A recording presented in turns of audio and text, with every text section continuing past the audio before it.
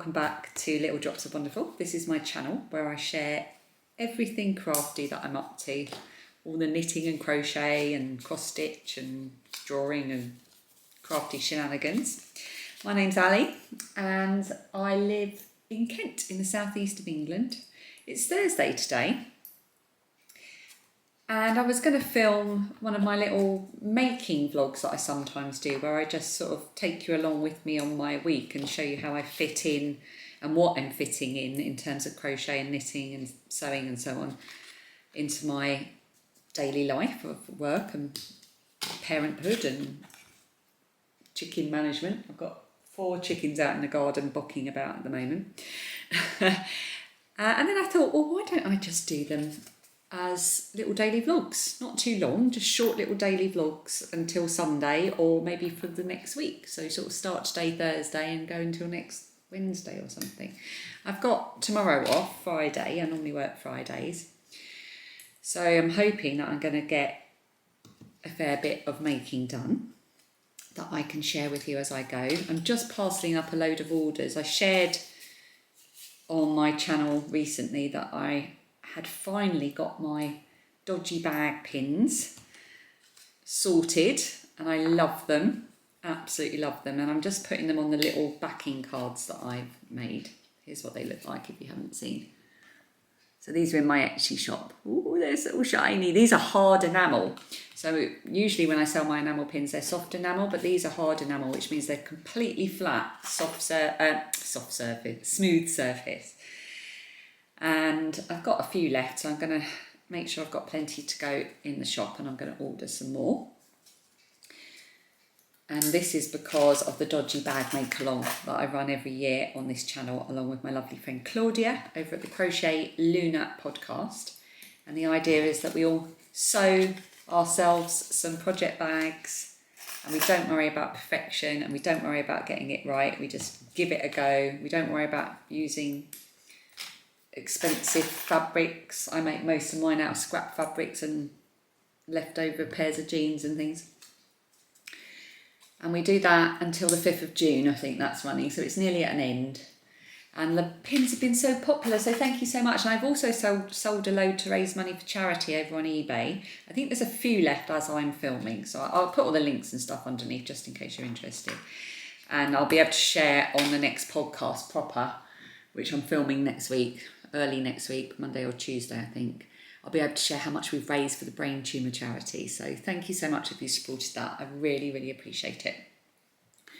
So I'm watching Sarah over at Yarn Mugs. I've got so behind on so many podcasts and vlogs that I'm catching up a bit today. So at the moment I'm watching Sarah, and she's really inspiring me with her knitting and crochet and sewing, whilst I'm putting pins onto backing cards. All of my pins, by the way, I've moved over to pretty much plastic free, I think, now. So I've swapped from bubble envelopes to just plain cardboard boxes, which are totally recyclable. There's no plastic in them at all. They're slightly more expensive per unit than using the bubble envelopes, but I think it's worth it just to have the plastic free. So that's what I use now. Instead of bubble wrap, I use this satisfying stuff, which is like like a accordion type paper. You pull it like that and it kind of creates a squidgy barrier. So I wrap everything in that to stop it jiggling about in the box. All of my thank you cards I just print on craft card, which is recycled and can be recycled. Because, you know, these just go in the bin or something, don't they? And then the backing cards that you've just seen me doing, I make myself as well. I print them out, cut them out, shape them, and that can be just popped straight in the recycling after you've taken the pin off and popped it on your dodgy bag. So I'm really pleased that I've managed to get plastic free with my packaging, hopefully anyway. And it all goes in a little yellow paper bag, which is also recyclable as well. So I'm pleased with that. Anyway, I'm going to get on and get all these done, and I've got a load of orders to parcel up. Then I'm going to have some lunch and walk these to the post box. Hopefully, it's going to take me a while to get all the labels printed out, and then I'm going to show you what I'm working on, what projects I'm working on, what have been holding my attention lately. in terms of knitting and crochet and other things.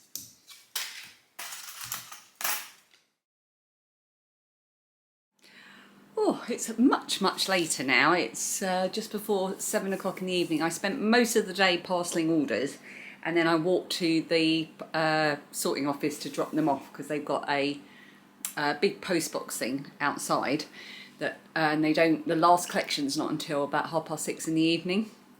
Whereas all the ones nearby, the last collection's like 9 in the morning. It's really inconvenient, but also it means they'll take it in from there and scan it.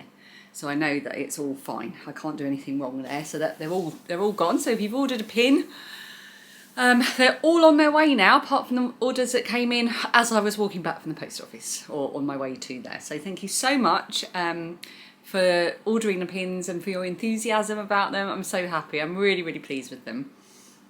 And I just love parcelling them up and like printing the labels and wrapping them up in the little bags and putting them in the box and putting the tape on the box and sticking the addresses on and doing the customs. I just love it. It feels like such a privilege to be able to just sit at my kitchen table and work in that methodical way. And it's kind of like, it feels like hard work, but it feels like I'm really enjoying it. I love that kind of thing. I love parcelling up orders. I just really enjoy it, and I love seeing all the addresses and all the different places in the world they're going.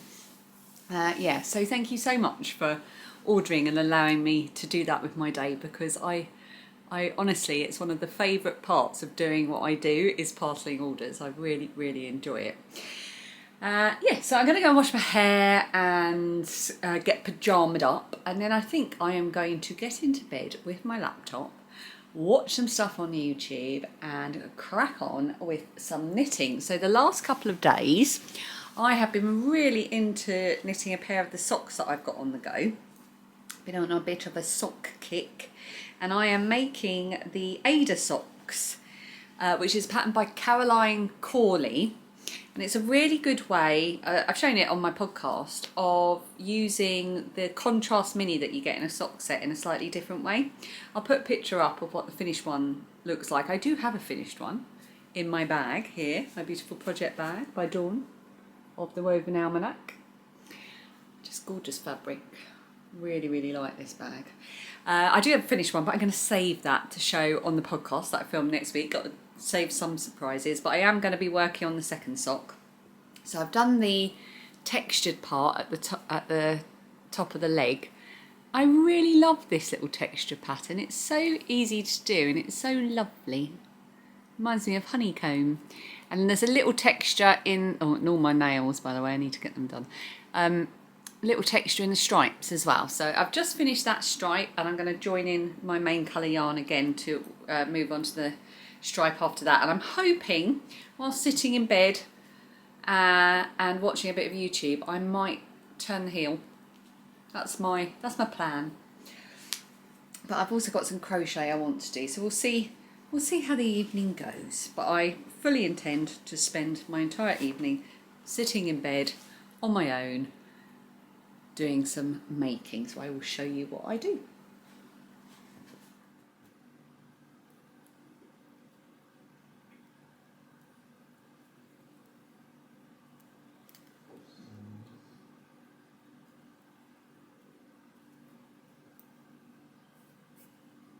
I thought I'd just show you what I'm doing, preferably in focus. I'm joining in my next colour. Again, ignore my nails. I've really got to get them done this week. I am joining in my main colour yarn to work on the next stripe on my Ava socks, and I always weave in the ends as I go. So I've just done my first row of the... Let's turn the camera around. Obviously the light is going to be terrible because it's now night time. So I've just done my first row of the main colour, and I carried the old colour, the dark blue, across the back as I was knitting that first row of the new colour, and I caught, and so I knit my stitches as usual, but I caught the yarn, I went over the blue, under the blue, over the dark blue, under the dark blue, over the dark blue, under the dark blue, all the way along. And then when I get to the end, I can just give it a little tug like that, and it joins, it pulls the stitches tight.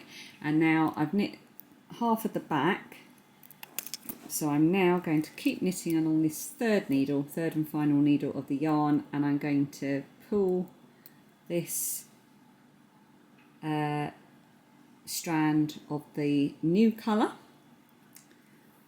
just the end of it there, here, and I'm going to start catching it here and weave it in as I go here, and at the end I can give that a little tug as well. And that's how I always do it when I'm doing stripes. I'll show you on the finished sock. I'm not sure if there's a jog, can't see a jog there, or maybe a little bit of a jog. I don't know what side I changed them on actually, on this sock. Would have been one of the sides. Maybe a little bit of a jog.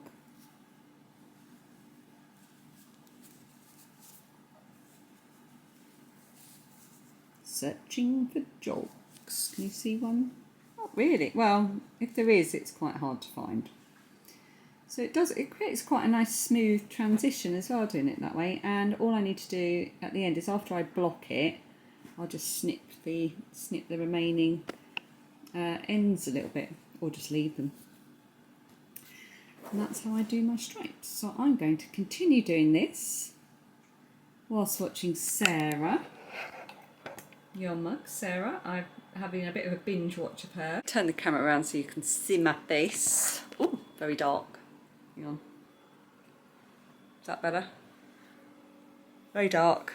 Bit pink from the bath. Wet hair. Yeah, so I'm going to continue watching Sarah, having a bit of a knit, then I'm going to have a hot milk. So I'm going to continue knitting these. I'll film a little bit of what I'm doing and just enjoy my evening, and I will see you again tomorrow. Thank you so much for watching. Bye. Oh, and by the way, if you're wondering why I'm not using my bed desk, if you've seen my bed desk before, it's purely because I cannot be bothered getting it out from under the bed. I am at that level of laziness this evening.